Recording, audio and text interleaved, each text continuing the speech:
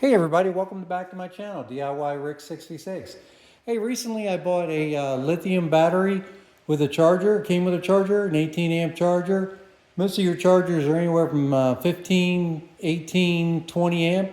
And my extension cord's kind of small, and I was worried about, starting a fire and just causing too much heat or kicking out my breaker. So I needed a larger gauge extension cord.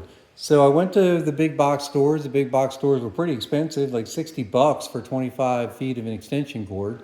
And I thought, that's kind of ridiculous. And even the cords that were there kind of chintzy looking.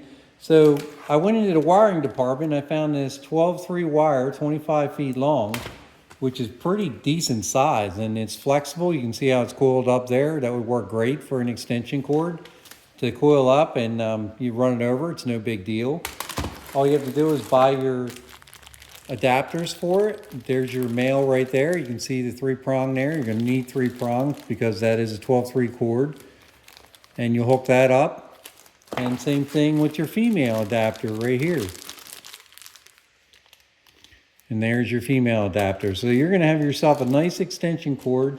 That's probably about $25, $30, $35, I guess. And that's not going to be a chintzy cord.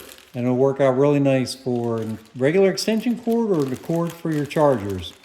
That's it. I'm not going to show you the hookups because I don't want to get any disclaimers with anybody if they hook them up wrong. There's plenty of videos online how to wire cords. So take care, everybody. Appreciate it. Please like and subscribe.